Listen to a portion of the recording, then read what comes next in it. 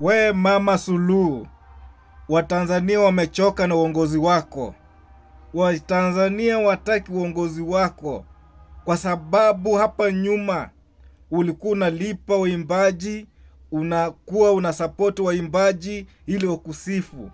Lakini Watanzania wameshachoshwa na uongozi wako. Penye Magufuli alikuachia uongozi, umekuja umekuwa dikteta. Umekuwa dikteta mbaya sana hapa Tanzania. Tunasemanga tu hapa Uganda ndio dikteta, lakini wewe ndio dikteta mkubwa kabisa wewe Mama Suluhu. Wewe ustahili kuwa kiongozi tena hapa Tanzania.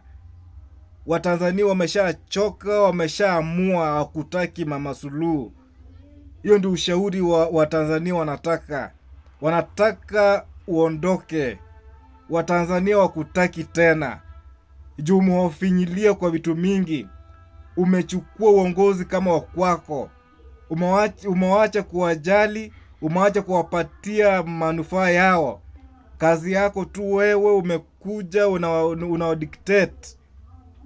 Magufuli alikuachia uongozi kama iko sawa. Wewe umeungana na Kikwete, mnadhamisha inchi. Mnaweka inchi mahali pabaya. Mama Suluhu, tunakuomba toka mamlakani. Hatutaki kusikia Watanzania wanaumia. Na Watanzania mmefanya kitu mzuri kabisa.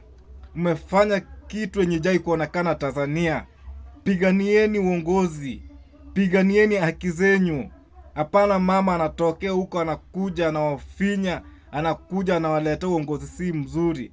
Anakuja anawapatia uongozi si mzuri, anawadictate. Huyo mama fanyeni juu chini atoke. Kabisa.